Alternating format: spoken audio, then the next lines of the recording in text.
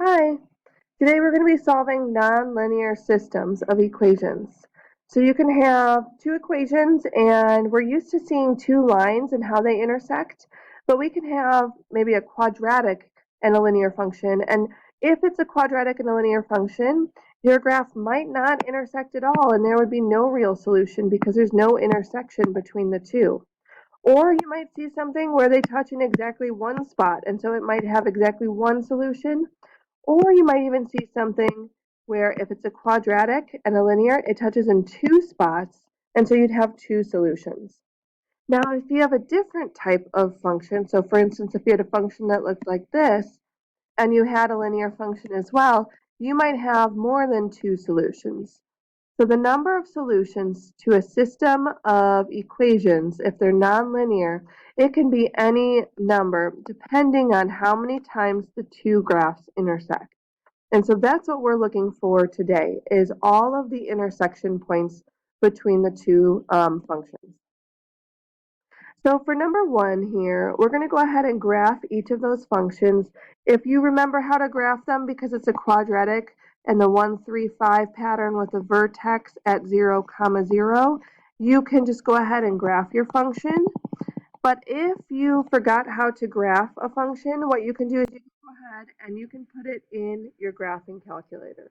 So you hit y equals and you type them both in and you hit graph and you should see the graph of it pop up. And to graph accurate points, what you can do is you can look at the table. So let's go back and graph that y equals x plus 5. And as I'm plotting this, I'm realizing that this is not going to be nice points. So I can actually see the intersection points. It's somewhere here and somewhere here, but I didn't actually plot those points on both graphs. I only plotted them so you're going to have to calculate what those points are. You can't look at it and estimate it. I want it a little bit more exact than that. So what you're going to do is if you did not plot that point on both of your lines, you're going to take your calculator and type it in anyways. And you're going to hit second, calculate, and you're going to calculate the intersection point. So you're going to have to do this for however many intersection points there are. So for my first one, I'm going to aim for this one, which is why moving your guess over to the intersection point is important.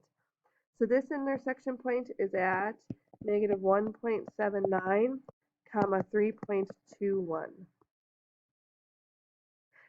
After you find the first one, you're just going to wash, rinse, and repeat that process to find the second intersection point. So you hit enter for your first curve, enter for your second curve. But for your guess, you want to go close to the other intersection point. Otherwise, your calculator doesn't know which one to give you. So here we have the other one, which is going to be 2.79, comma 7.79.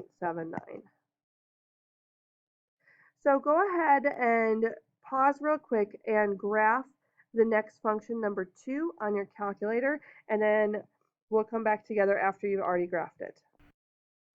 Okay, so here is our graph of each of those functions. Again, we can plug them into our calculator and then graph from there.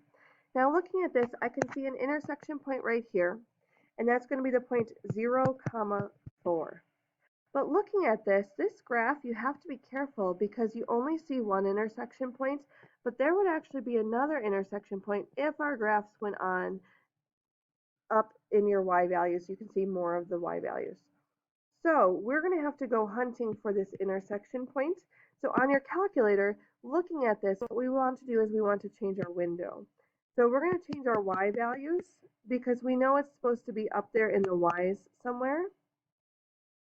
So I'm going to change my maximum to maybe 20 to see if extending my graph y in the y direction vertically would show me that intersection point. If we don't see the intersection points, then we're going to have to change the window again, but I think we just squeaked it in. It should be up here, wherever that is. So you're going to hit second, calculate, and you're going to go ahead to your intersection point, hit enter, enter. But then for your guess, once again, you want to go over until you actually get pretty close to that intersection point, and then it should pop up for us. So negative 5, comma 19, that's why we couldn't see it on our graph. For number 3, we can actually graph the absolute value using our calculators, or you can remember it's left 1 and down 3 if you remember your transformations of functions. But let's go ahead and clear out our equations. I'm going to put my zoom back to my normal window by hitting zoom 6. And I'm going to type this in. So I'm in my y equals. I'm going to hit math. Math is right below the alpha button. And I'm going to go over to number, and you should see abs there.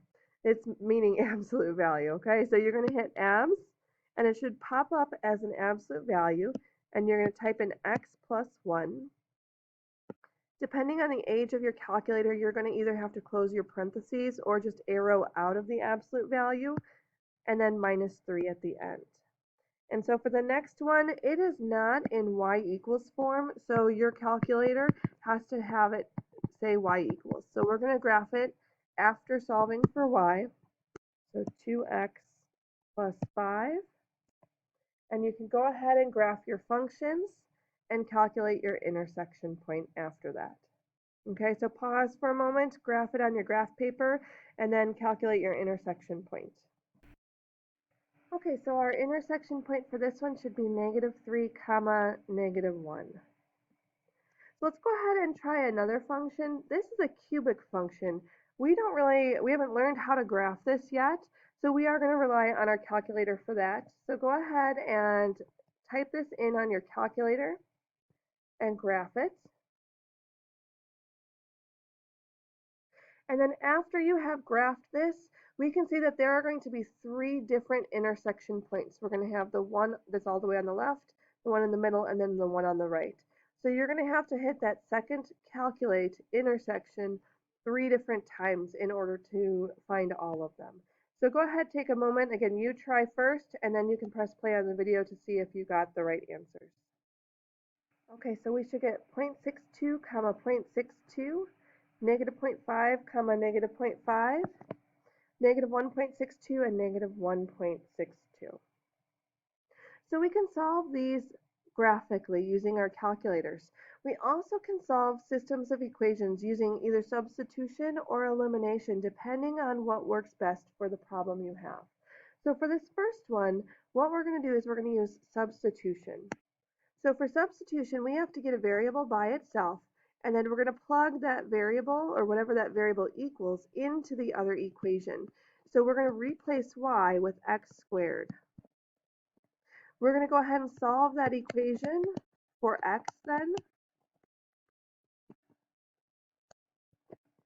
And we have x squared equals 4. And as we square root, don't forget when you square root, you have 2 solutions, both the positive and the negative. And so what's happening here is we have 2 parabolas, and they are going to intersect in 2 spots. Once when x is 2, and once when x is -2. So to find those spots, you're going to take 2 and plug it in, and then you're going to take -2 and plug it in, and find your y values for those. So if I plug in 2 to either equation, for both of them, I should end up with a 4. And if I plug in -2 to either equation, my y value for that one would be 4 as well. So my solution would be 2 comma 4 and -2 comma 4. If you want to back that up by graphing it and calculating your intersection points, you should be able to see that those do indeed match up. For the next one, we already have y equals 2x for this one. So what we can do is we can replace y with 2x in the next problem. Now be careful with that because 2x is actually going to be squared. So you want parentheses when you're using substitution. And then we also want to follow our order of operations. So 2x squared becomes 4x squared. And then from here, it's just an issue of continuing to solve. So we get 4x squared minus 8x squared equals -36. And luckily now these are both x squareds, so we can combine them. If they weren't, if we had a degree of 2 and a linear term here, we would have to use factoring to solve. But because they can combine, we can solve by using our square root method.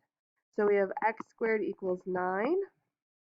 And so we get x equals 3, and negative 3, which once again means that we are going to have more than one solution. So we're going to have 3 comma something and then negative 3 comma something. Now, with this one, I'm going to go ahead and plug in 3 into my linear equation because that's kind of my limiting factor. If I plug 3 into my other equation, I might get 2 answers. But if I plug it into the linear equation, I only get one solution for y. So it's going to be 3 comma 6 and negative 3 comma negative 6. So those would be our 2 answers.